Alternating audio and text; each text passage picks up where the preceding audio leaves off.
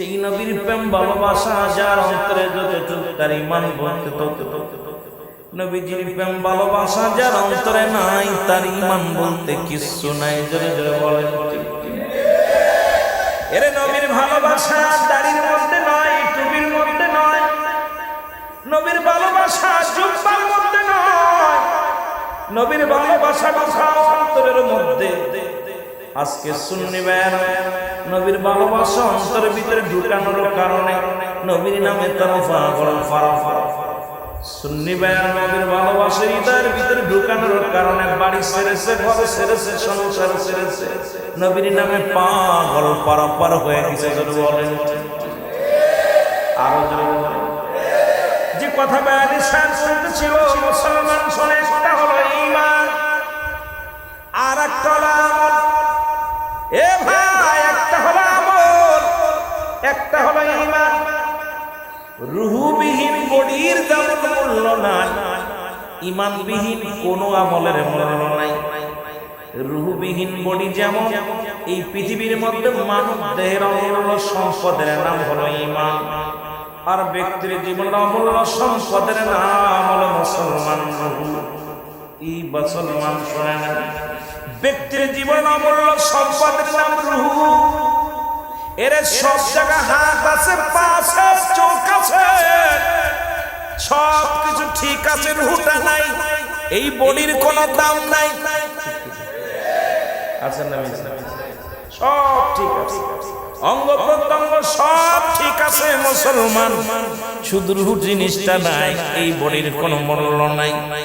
কিন্তু পাওয়া না থাকলেও চলবে, হাত না থাকলেও চলবে। কত মানুষের হাত নাই, কত মানুষের চোখ নাই, কত মানুষের কান নাই, কত মানুষের একটা হাত নাই, পা নাই। মুসলমানের মুসলমান তবু রূহ থাকার কারণে ওই ব্যক্তি জিন্দা, ওই বডির দাম আছে। মুসলমান ঈমানবিহীন কোনো আমলের মূল্য নাই। এখন আজকে আমাদের সমাজে ঈমান আছে, আমল নাই। ঈমানটার আগে বুঝতে হবে, যেটা বয়ানি ভাই বোঝাইতেছিল। মুসলমান শুনে নাও, গভীর মনোযোগ। ঈমান, নামাজ পড়েছেন এটার নাম আমল, রোজা রাখছেন এটার নাম আমল, পাগড়ি বাঁধছেন এটার নাম আমল, হজ করেছেন এটার নাম আমল, যাকাত দিছেন এটার নাম আমল। পৃথিবীর মধ্যে আমল করেছেন, কিন্তু ঈমান নাই। ঈমানটা হলো নবী মুহাম্মদুর রাসূলুল্লাহ সাল্লাল্লাহু আলাইহি ওয়াসাল্লাম। যার ভিতরে নবী নাই, ওই ব্যক্তির আমলের কোনো দাম নাই। জোরে জোরে বলেন ঠিক কিনা? তোর নাম শুনিয়া হইলাম গো পাগল, দিদার পাইলাম না তোমার নাম।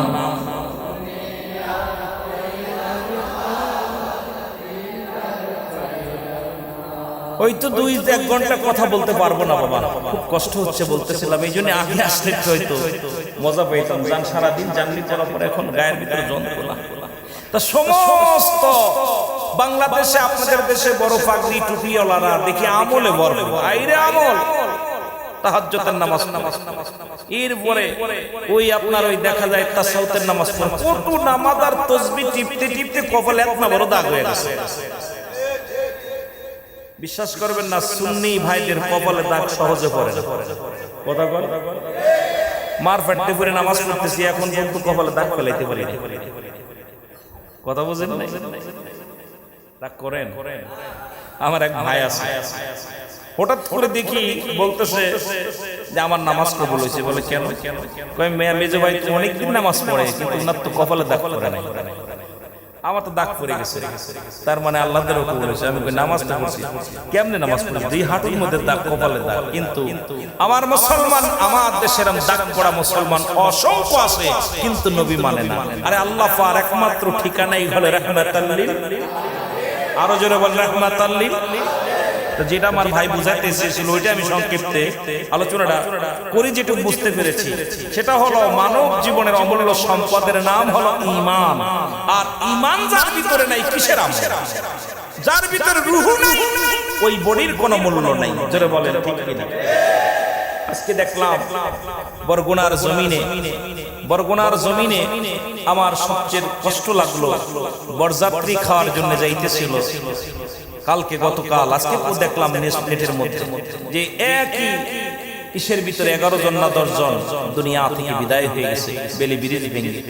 আল্লাহ কখন এই দু মানুষগুলো দেখতেছি শোয়ায় রাখছে, সুন্দর বডি ফিটনেস সব ঠিক আছে, বাতাসটা না থাকার কারণে কথাও বলতে পারছে না, উঠতেও পারছে না, খানাও খাইতে পারছে না, শোয়ায় রাখছে। ঠিক কি না? তদ্রূপ আপনার আমার জীবনের যদি নবী না থাকে, কিসের নামাজ, কিসের রোজা, কিসের হজ, কিসের যাকাত, সব কিছু বরবাদ হয়ে যাবে। আগে লাগবে আমার নবী। জোরে বলেন ঠিক কি? আরো জোরে বলেন ঠিক কি না? এখন আমার দেশের ভাইরা সবাই বলে নবী আমগার মতো মানুষ। নবী কয় হায়াতি খায়রুল লাকুম। আলেমানা গভীর মনোযোগ। নবী বলতে সুম্মাতিরা রে, আমি নবী দুনিয়ার মধ্যে আগমন করেছি, এটা আমার উম্মতের জন্য কল্যাণ।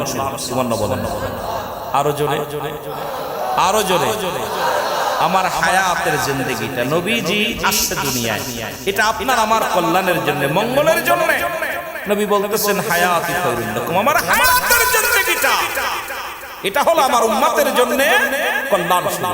কারণ আমার কোন ভাবে শরিয়াত, কোন ভাবে বিয়ে করতে হবে, কোন ভাবে সংসার করতে হবে, আমার নবী বলতেছে আমার উম্মতিরা তোদের সঙ্গে আমি কথাবার্তা বলেছি, তোমাদের মতো চলাফেরা করেছি, তোমাদের সঙ্গে ব্যবসা বাণিজ্য এগুলো করেছি, শুধু আমার উম্মতের কিসের জন্য? আমার উম্মতের কল্যাণের জন্য, মঙ্গলের জন্য।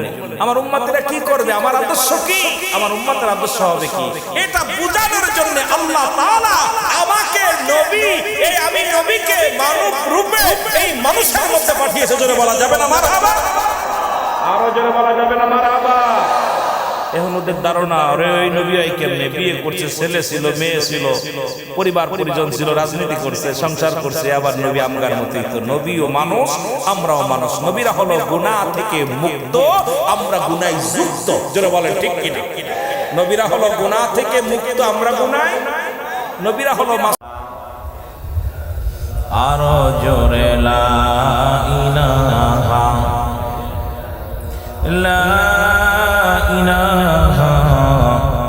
ইল্লাল্লাহু মুহাম্মাদুর রাসূলুল্লাহ সাল্লাল্লাহু আলাইহি ওয়াসাল্লাম। বালাগাল নাবি কামালিহি كشفت تجا بجماله حسنت جميع خصاله صلى الله عليه وآله شيء مسلمان أمرا تتمى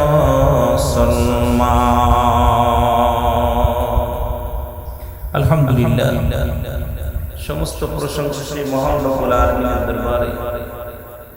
আল্লাহ তাআলা দয়া করে মায়া করে ঐতিহাসিক আজকের ওরস মুবারক উপলক্ষে আল্লামা কারি হাফেজ সৈয়দ মুহাম্মদ তৈয়ব শাহ রহমাতুল্লাহ আলাইহির স্মরণে আজকের ঐতিহাসিক ওরস মুবারক আপনাকে আমাকে আসার মতো বসার মতো সুযোগ আল্লাহ দান করল। উচ্চ কণ্ঠে আওয়াজ করুন আলহামদুলিল্লাহ।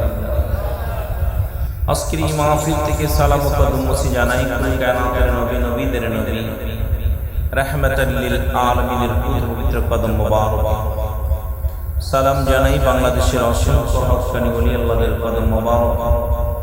যেহেতু আল্লাহ তাআলা কুরআনুল কারীমের মধ্যে সূরা ইউনূসের মধ্যে 11 নম্বর পারা 62 নম্বর আয়াত আল্লাহ নিজেই ঘোষণা করেন, আলা সাবধান ইন্না নিশ্চয় ইন্নাউল্লাহি, আল্লাহর তরফ থেকে যারা ওলি হয়, লা নাই খাউফুন শব্দের অর্থ হয়, ওরা যদি অবস্থান করে হুমদের উপরে জানান তাদের কোনো চিন্তা ভাবনা কিচ্ছু নাই।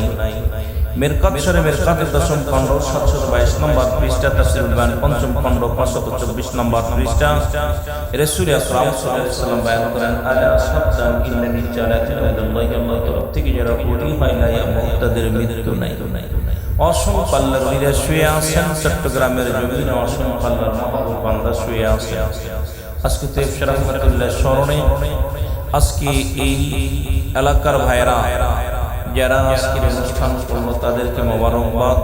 আজকের মাহফিলের সম্মানিত সভাপতি সাহেব, দিগার ওলামা ইকরাম, প্রধান অতিথি সহ সকলকে জানাই আবারও সালাম, আসসালামু আলাইকুম ওয়া রাহমাতুল্লাহি ওয়া বারাকাতুহু। আপনারা আমাকে অনেকেই চেনেন, আসলে আমি এত বড় বক্তা না, আমি জাননেওয়ালা না, বলনেওয়ালা না। আকাশের নিচেই জমিনের উপরে আমার মতো আরাধনা আর কেউ নেই। এই আকাশের নিচেই জমিনের মতো আমার মতো গোলাম, আমার মতো পাপিষ্ট, আমার মতো নালায়েককে দুই চারটে কথা বলার সুযোগ যদি আল্লাহ তাআলা আল্লাহর ওলিদের ওসিলায় মদিনাওয়ালার খাতিরে আপনাদের দোয়ার বরকতে যদি দুই চারটে কথা বলার সুযোগ আল্লাহ দান করেন তাহলে বলতে পারবো।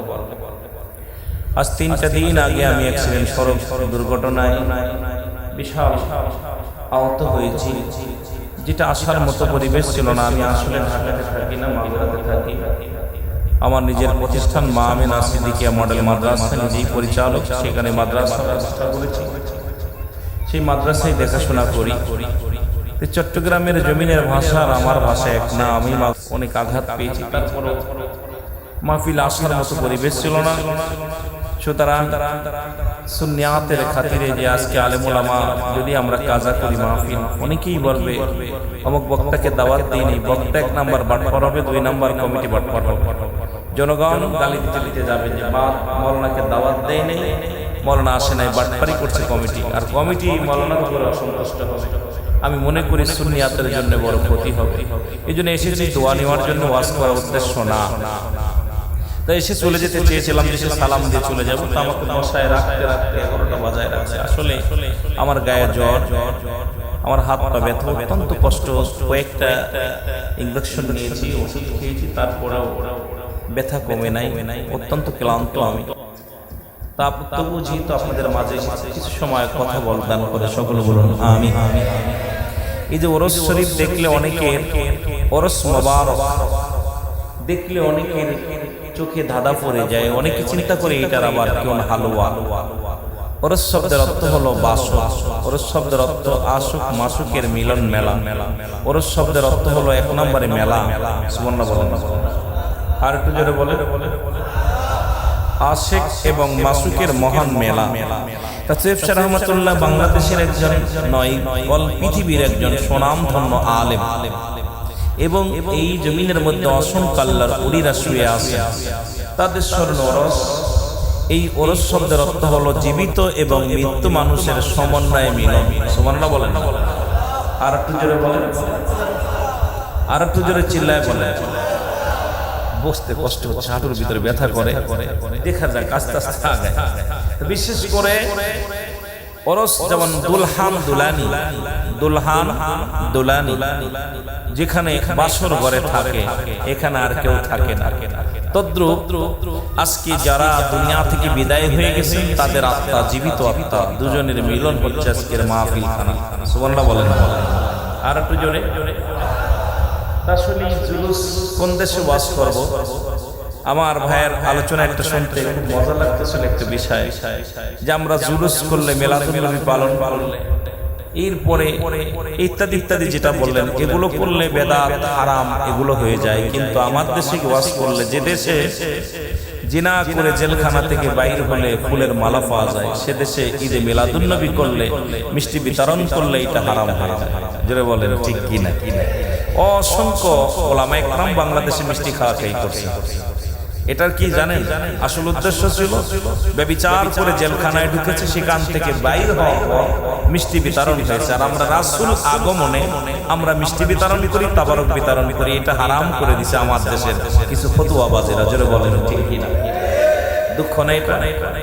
আমার কথা বুঝতেছেন? কি করে গেছে? ব্যভিচার করে, অন্যায় করে, জুলুম করে।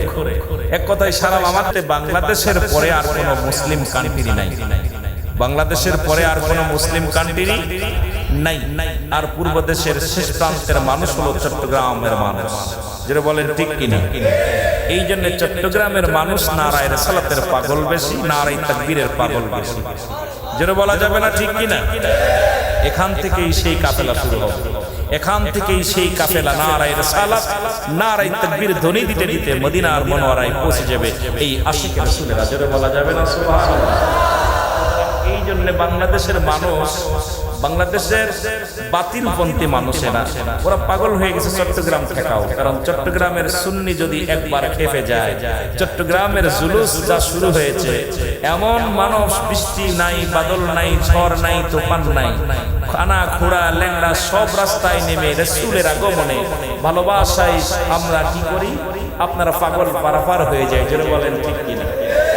এইটা দেখে বাতিলদের মাথা গরম হয়ে গেছে। জোরে বলেন ঠিক কিনা? এটা দেখে কি হয়েছে? বাতিলদের মাথা গরম হয়েছে। আমি বড় আনন্দিত যে আমার রাসূলের আশিকগুলো চট্টগ্রামের জমিনে আসে।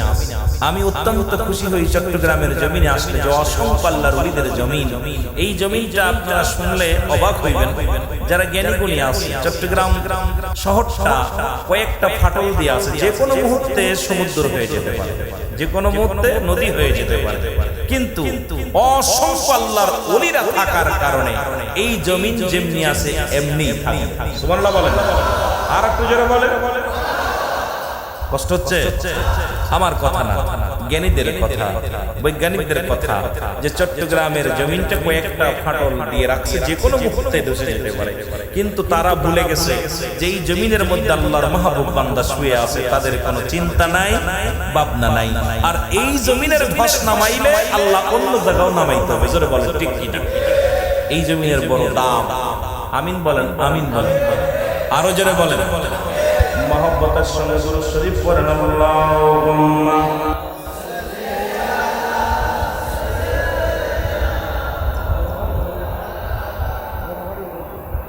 ওয়ালায়া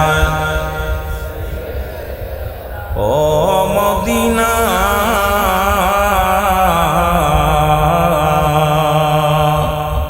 তোমার নাম শুনিয়া হইলাম গো পাগল, দিদার পাইলাম না তোমার নাম শুনিয়া। অসংখ্য হাজিরা মদিনায় রয়েছে, আমার সাথে বলেন, এরে তোমার নাম শুনিয়া হইলাম গো পাগল, দিদার পাই তোমার নাম শুনিয়া হইলাম গো পাগল, দিদার পাইলাম না তোমার নাম।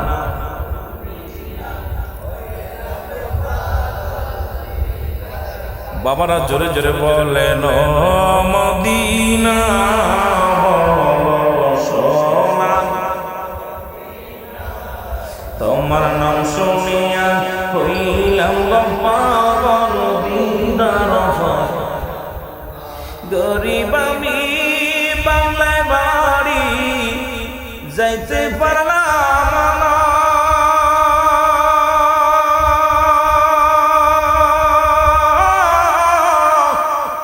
নূরের নবী মায়ার নবী আমায় ভুইলা যাইও না, নূরের নবী মায়ার নবী আমায় ভুইলা যাইও না তোমার নাম দিদার পাইলাম না তোমার নাম শুনিয়া। সোনার মদিনা আমার প্রাণের নবী, তোমার নাম শুনিয়া হইলাম গো পাগল, দিদার পাইলাম না তোমার নাম শুনি।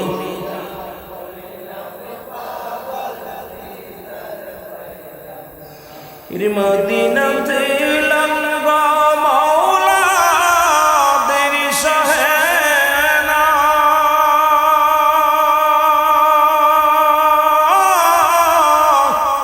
দেখবো একবার নূর নবীজির নূরের রওজাখানা, দেখবো একবার নবীজির নূর রওজাখানা, তোমার নাম শুনিয়া দিদার পাইলাম না তোমার নাম শুনিয়া।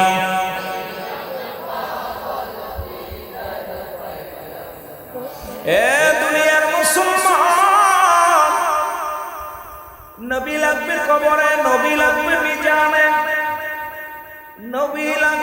সিরাতে নবী লাগবে আমার কিয়ামতের ময়দানে। নবী বিনে কোনো বান্ধব নাই, নবী বিনে কোনো উপায় নাই, নবী বিনে কোনো গতি নাই।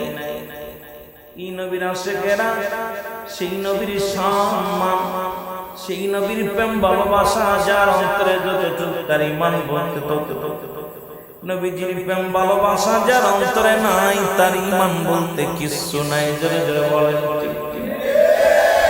এরে নবীর ভালোবাসা দাড়ির মধ্যে নয়, টুপির মধ্যে নয়, নবীর ভালোবাসা জুব্বার মধ্যে নয়, নবীর ভালোবাসা অন্তরের মধ্যে। আজকে সুন্নি ভাইয়েরা নবীর ভালোবাসা অন্তরের ভিতরে ঢুকানোর কারণে নবীর নামে তারা পাগল ফারাফা। সুন্নি ভাইয়েরা নবীর ভালোবাসা হৃদয়ের ভিতরে ঢুকানোর কারণে বাড়ি ছেড়েছে, ঘর ছেড়েছে, সংসার ছেড়েছে, নবীর নামে পাগল পারাপার হয়ে গেছে। বলেন আরো যে কথা বয়ানি স্যার শুনতেছিল মুসলমান শোনে, একটা হলো ঈমান আর একটা হলো আমল। এ ভাই, একটা হলো আমল, একটা হলো ঈমান। রূহবিহীন বডির যেমন মূল্য নাই, ঈমানবিহীন কোনো আমলের মূল্য নাই। রূহবিহীন বডি যেমন এই পৃথিবীর মধ্যে মানব দেহের অমূল্য সম্পদের নাম হলো ঈমান, আর ব্যক্তির জীবনের অমূল্য সম্পদের নাম হলো মুসলমান। এই মুসলমান শোনেন, ব্যক্তির জীবন অমূল্য সম্পদের নাম রূহ। এর সব জায়গা হাত আছে, পা আছে, চোখ আছে, সব কিছু ঠিক আছে, রূহটা নাই। এই বডির কোনো দাম নাই। আচ্ছা না, সব ঠিক আছে, অঙ্গ প্রত্যঙ্গ সব ঠিক আছে মুসলমান, শুধু রূহ জিনিসটা নাই। এই বডির কোনো মূল্য নাই। কিন্তু পাওয়া না থাকলেও চলবে, হাত না থাকলেও চলবে। কত মানুষের হাত নাই, কত মানুষের চোখ নাই, কত মানুষের কান নাই, কত মানুষের একটা হাত নাই, পা নাই। মুসলমানের মুসলমান তবু রূহ থাকার কারণে নাম নাই। জোরে জোরে বলেন ঠিক কিনা? তোর নাম শুনিয়া হইলাম গো পাগল, দিদার পাইলাম না তোমার নাম।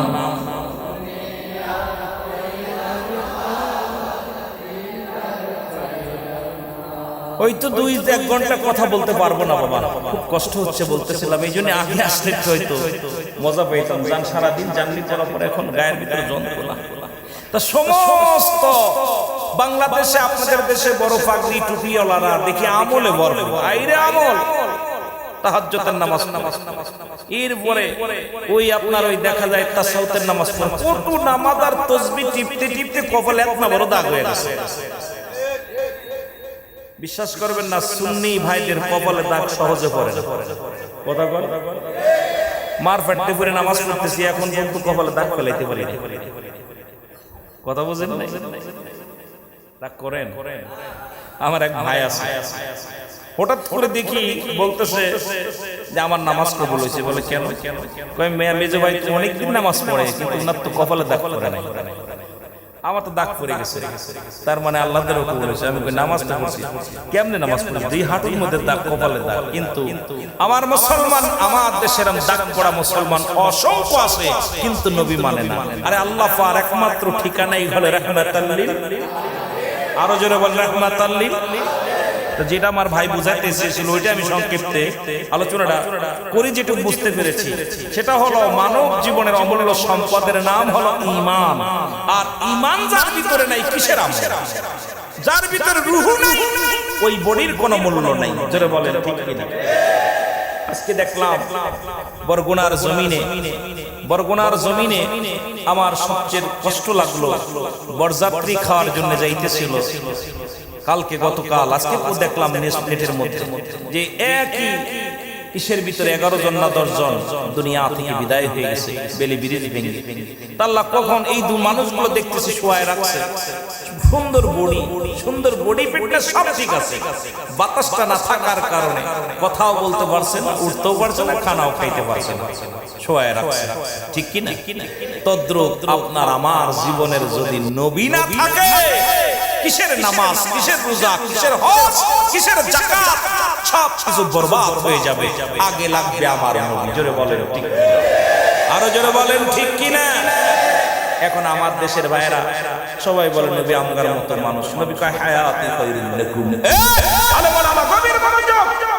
নবী বলতে সুম্মাতিরা রে, আমি নবী দুনিয়ার মধ্যে আগমন করেছি, এটা আমার উম্মতের জন্য কল্যাণ। সুবহানাল্লাহ বলেন। আরো জোরে, আরো জোরে। আমার হায়াতের জিন্দেগিটা নবীজি আসছে দুনিয়ায়, এটা আপনার আমার কল্যাণের জন্য, মঙ্গলের জন্য। নবী বলতেছেন হায়াতি খায়রুল লাকুম, আমার হায়াতের জিন্দেগিটা এটা হলো আমার উম্মতের জন্য কল্যাণ। কারণ আমার কোন ভাবে শরিয়াত, কোন ভাবে বিয়ে করতে হবে, কোন ভাবে সংসার করতে হবে। আমার নবী বলতেছে আমার উম্মতিরা তোদের সঙ্গে আমি কথাবার্তা বলেছি, তোমাদের মতো চলাফেরা করেছি, তোমাদের সঙ্গে ব্যবসা বাণিজ্য এগুলো করেছি, শুধু আমার উম্মতের কিসের জন্য? আমার উম্মতের কল্যাণের জন্য, মঙ্গলের জন্য। আমার উম্মতেরা কি করবে, আমার আদর্শ কি, আমার উম্মতের আদর্শ হবে কি, এটা বোঝানোর জন্য আল্লাহ তাআলা আমাকে নবী, এই আমি নবীকে মানব রূপে এই মানুষের মধ্যে পাঠিয়েছে। জোরে বলা যাবে না মারহাবা? আরো জোরে বলা যাবে না মারহাবা? এখন ওদের ধারণা আরে ওই নবী আই কেমনে বিয়ে করছে, ছেলে ছিল, মেয়ে ছিল, পরিবার পরিজন ছিল, রাজনীতি করছে, সংসার করছে, আবার নবী আমগার মতোই তো। নবীও মানুষ, আমরাও মানুষ। নবীরা হলো গুনাহ থেকে মুক্ত, আমরা গুনায় যুক্ত। জোরে বলেন ঠিক কিনা? নবীরা হলো গুনাহ থেকে মুক্ত, আমরা গুনায়। নবীরা হলো মাসুমের মাসুম, আমরা হলাম গুনাহ মার্কা মানুষ। কি মানুষ? এই ব্যাককলদের আমরা বুঝাইতে পারি না। মদিনার মাটিও মাটি, বাংলাদেশের মাটিও মাটি। মদিনার মাটি গায়ে লাগলে গুনাহ ঝরে যায়। বাংলাদেশের মাটি তাবিজ বানাইয়াও যদি নিয়ে রাখেন গলায়, সারা জীবন ভরে শরবত বানাই খাইলেও একটা গুনাহ মাফ হইবনি। কথা বলে। অথচ মদিনার মাটি গায়ে লাগলে কি ঝরে? জোরে বলা যাবে না কি ঝরে? এখন মদিনার মাটিও মাটি, আর বাংলাদেশের মাটি মাটি। বেশ কম আছে কি? আমি অল্প বুঝাইতেছি, কথা বুঝেন। বোঝেন না আমার কথা? বোঝেন? মদিনার মাটিও মাটি, বাংলাদেশের মাটিও মাটি। মাটি কিন্তু ঠিক আছে, বেশ কম আছে না? কথা কর। এক মাটি গায়ে লাগানোর জন্য লক্ষ টাকা খরচ করে, আর এক মাটি গায়ে লাগলে চুলকানি রোগ হয়। বাংলাদেশের ময়লা আবর্জনায় ধুলাবালি লাগলে গায়ে কি হয়? কথা কয় না, কি হয়? চুলকানি হয়। আর মদিনার মাটি গায়ে লাগলে কথা বলেন কি ঝরে? মদিনা শরীফের পাথরে চুমা দিলে গুনাহ মাফ হয়। যেটা বলেন ঠিক কি না? আর আপনাদের কত সুন্দর রেল স্টেশন আপনার চট্টগ্রামে। আমি একবার টিকিট কেটে এখান থেকে আপনার সিলেট গিয়েছিলাম। আমার বাবারা এই সিলেট সুন্দরভাবে ভালো পাথর সাজায় সাজায় রাখছে একদম ভালো করে। এই পাথরের মধ্যে চুমা দিলে সোনার। একটা কথা, মজার একটা কথা বললেন, হঠাৎ করে নারায়ে রিসালাত বলা পর আর আওয়াজ বাড়ায় দিলেন। আমার দেশের কিছু ভাইয়েরা বলে নারায়ে তাকবীর আল্লাহু আকবার, নারায়ে রিসালাত দিতে রাজি না। আচ্ছা বলেন দি ইসলাম আনছে নারায়ে তাকবীর, তাকবীর আল্লাহু আকবার, দিন ইসলাম, ইসলাম আনছে কিনা? কথা বলেন। ওয়াজ কি বোঝেন না ভাই? আমার আনছেন কেন? চট্টগ্রামে আমার আসার প্রয়োজন নেই। আমার বাসা না বুঝলে না লাভ আছে? আমার কথা বোঝেন। আরে ইসলাম যার উপরে আসছে নারায়ে তাকবীর দিলি আল্লাহু আকবার, নারায়ে তাকবীর বলা দিন ইসলাম যারা বললা দিন ইসলাম বলে তাকবীর দিয়ে ফাটাইতেছো তোমরা। ইসলামটা কার উপরে আসছে? কার উপরে? তো সেই নারায়ে রিসালাত বলতে তোমার কষ্ট কি? আগে নারায়ে রিসালাত ছিল, তারপরে নারায়ে তাকবীর দাও, তারপরে দিন ইসলাম বলো। দিন ইসলাম বলার আগে দরকার ছিল নারায়ে রিসালাত বলার, যেটা সুন্নিরা বলে তোমরা বলো না। জোরে বলেন ঠিক কি না? কথা বোঝেন আমার? আগে বলতে হবে নারায়ে, তারপরে তো বলতে হবে দিন ইসলাম। দিন ইসলাম বলার আগে আমরা আপনাদেরকে অনুরোধ করব, যারা দিন ইসলামের পক্ষে, আপনারা দিন ইসলাম বলার আগে নারায়ে রিসালাত বলতে হবে। নবী যদি না থাকতো কিসের ইসলাম? ইসলাম সিনাইলো দিন ইসলাম যার উপর আসলো তাকে আগে চেনার দরকার আছে কিনা? আর একটু জোরে বলেন আছে কিনা? যার ওসিলায় মিষ্টি খাও মোল্লা সেনা, মোল্লা সেনা আগে মোল্লা না সিনা। এই দুনিয়ার মধ্যে আমাদের বন্দেগী কইরা শান্তি পাবা। শান্তি পাইতে হলে মদিনায় দৌড়াও। জোরে বলেন ঠিক কিনা? ও মদিনার মাটি রে তুই যে বড় খাঁটি রে, বলো মদিনা তুই যে বড়, তোর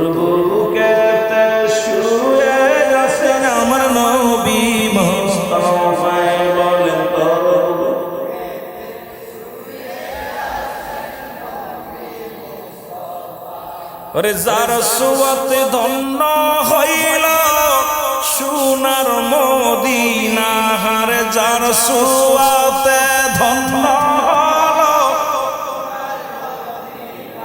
ও মদিনার মাটি রে, তুই যে বড় খাঁটি রে, বলো তো মদিনার তুই যে বড়, তোর বুকেতে শুয়ে আছে আমার নবী।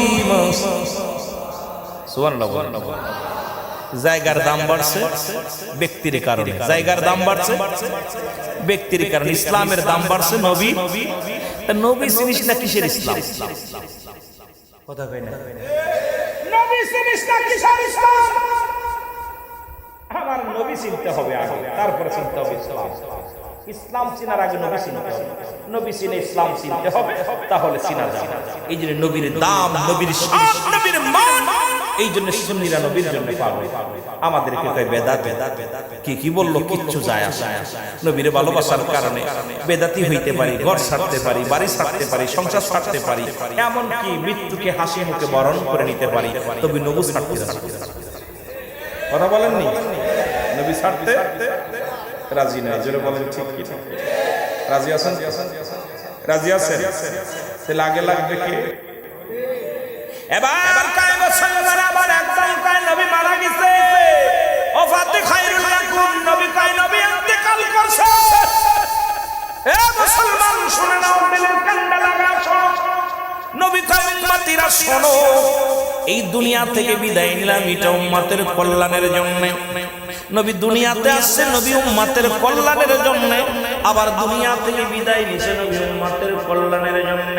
নবী কয় উম্মতিরা রে, এই দুনিয়া থেকে বিদায় নিয়া আমার উম্মতের জন্য, তোমাদের জন্য। কোন উম্মত পৃথিবীর মধ্যে যদি কোনো ভালো কর্ম করে, আমি নবীর সঙ্গে সঙ্গে আল্লাহর দরবারে প্রশংসা করি উম্মতের হইয়া, আল্লাহ চট্টগ্রামের অমুক ব্যক্তি গুনাহ করেছে, তুমি তারে মাফ করে দাও। সুতরাং এমন নবী কয়জন পৃথিবীর মধ্যে পাবি? এমন নবীর নসিব গুণে ভাগ্য গুণে একজনকেই পেয়েছে রে মুসলমান।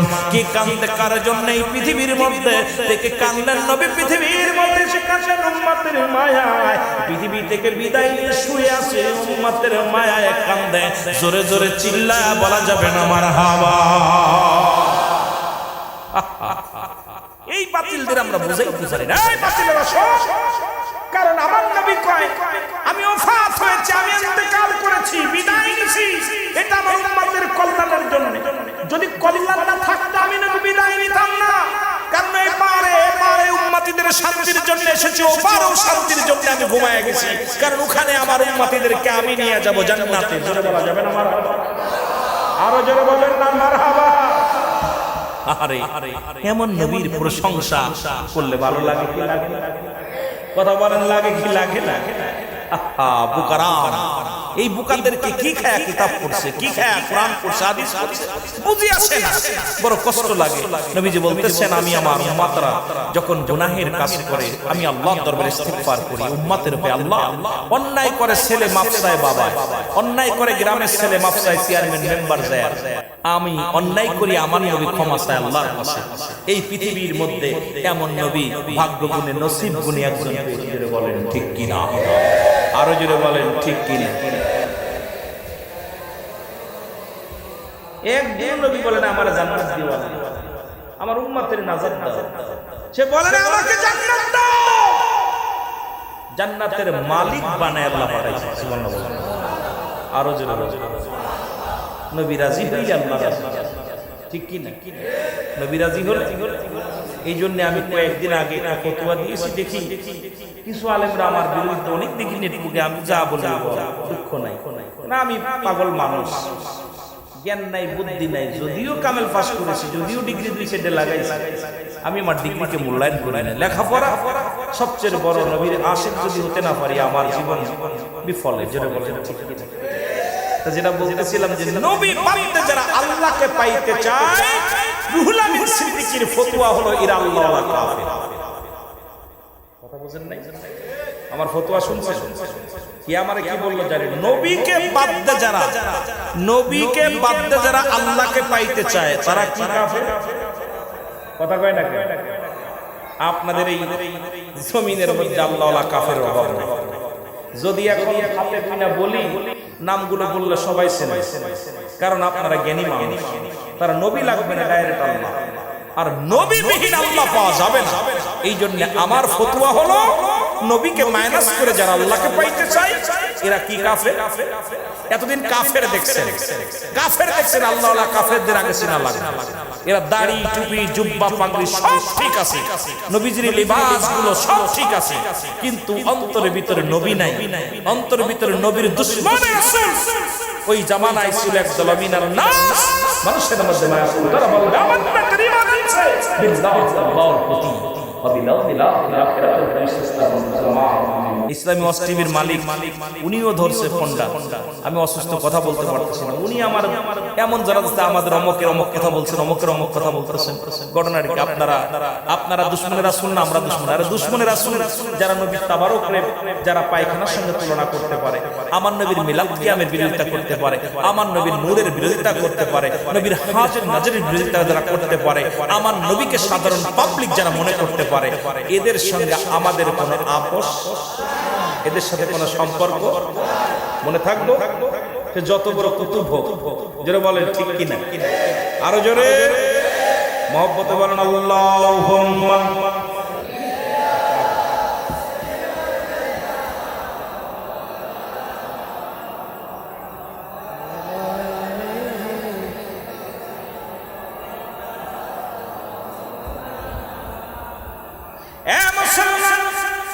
গভীর মনোযোগ, কিছু কথা আজকে কিছু গল্প করে যাই।